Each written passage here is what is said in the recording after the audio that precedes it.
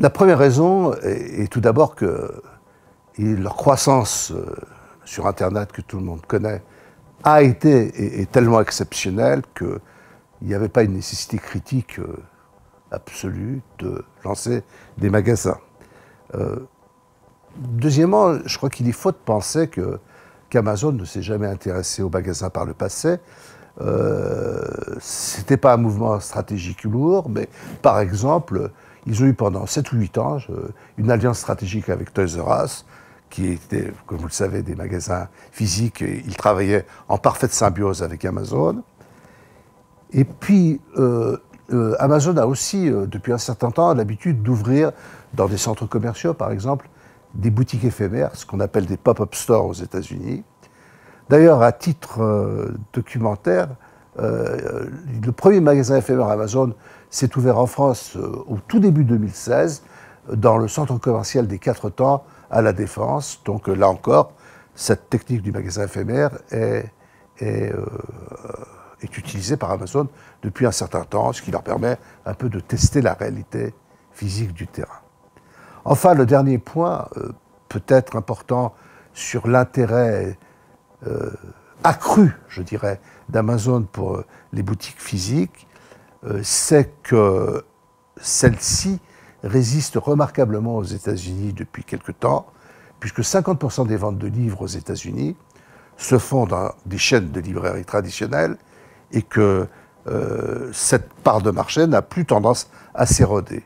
Donc, ils ne peuvent pas mépriser l'intérêt réel des consommateurs américains pour une présence physique des livres, en plus de leur présence virtuelle.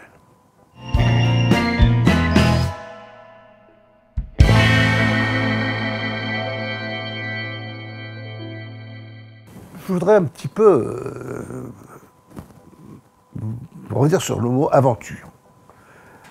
Soyons clairs, pour l'instant, Amazon a ouvert un magasin expérimental à Seattle et l'aventure reste encore limitée. C'est plutôt une manière de tester l'intérêt, la viabilité d'un tel concept pour sa clientèle.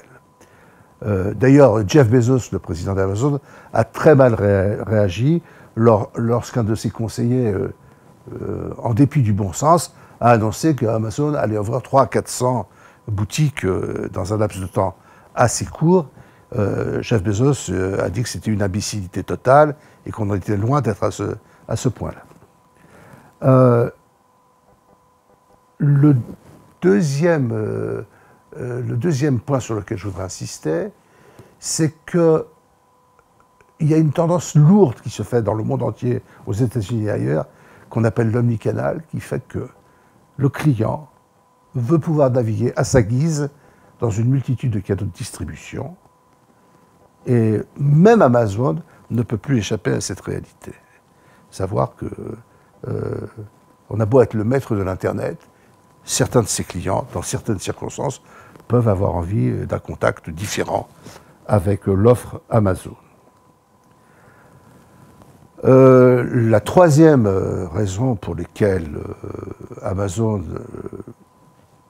se lance dans cette petite aventure pour l'instant, c'est qu'il pense, à tort ou à raison, peut-être à raison en tout cas, pour une certaine cible de clientèle, avoir une présentation originale de magasins. Ce n'est pas un libraire qui vend toutes sortes de livres, mais c'est un libraire qui vend les best-sellers qu'il a identifiés sur Internet, qui les présente en magasin de façon faciale, ce qui est possible puisqu'il n'y a pas un nombre infini de livres, avec les commentaires qu'il a récupérés de ses clients sur Internet. Donc il y a une perspective de merchandising qui est assez intéressante dans ce concept de librairie. Et puis surtout, ce qu'on ne dit pas assez, c'est qu'à côté ou dans la soi-disant librairie, il y a une deuxième salle qui est importante où Amazon vend ses produits électroniques que sont les liseuses Kindle ou les tablettes Fire. Et ce sont tout à fait des types de produits pour lesquels le client aime tester, toucher, se faire expliquer. C'est ce qu'on appelle en anglais le touch and feel. Et l'exemple emblématique de tout ça, bien entendu, ce sont les Apple Store qui ont démontré que pour ce genre de produit, le contact physique avec produit et vendeur est plutôt fondamental.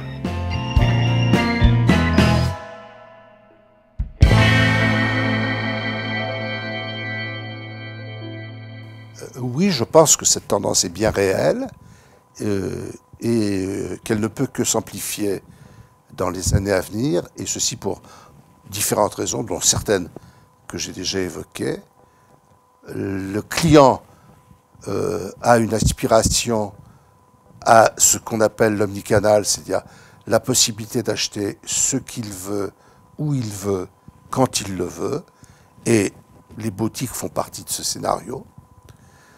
Par ailleurs, certains produits, dont certains produits Amazon, sont des produits que les gens aiment essayer et toucher, ce que ne permet pas, bien entendu, le monde virtuel. Enfin, l'intérêt des boutiques qu'on oublie un peu aussi, c'est que quand on trouve un produit en boutique, on peut en disposer immédiatement.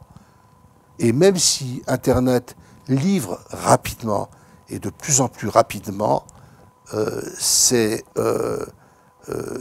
moins rapide, bien entendu, que l'immédiateté. Donc ce sont manifestement des aspects qui confirment la tendance dont vous parlez.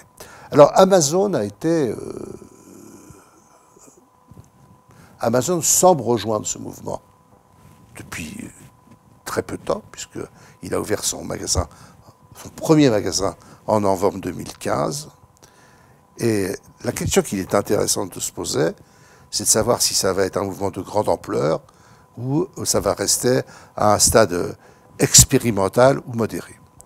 Alors j'ai bien entendu pas la réponse à cette question de façon définitive, mais j'ai en tête une phrase qu'a prononcée il y a quelques années Jeff Bezos, le père fondateur d'Amazon, dans un entretien, où il disait « Je ne me lancerai dans les magasins que lorsque ceux-ci seront aussi distinctifs par rapport à la concurrence qu'est mon business Internet par rapport aux autres acteurs de l'Internet. » Et je ne suis pas encore sûr qu'Amazon ait trouvé parfaitement cette distinctivité.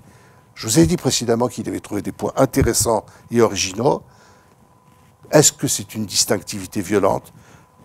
En tout cas, personnellement, je n'en suis pas encore convaincu. Donc, affaire à suivre.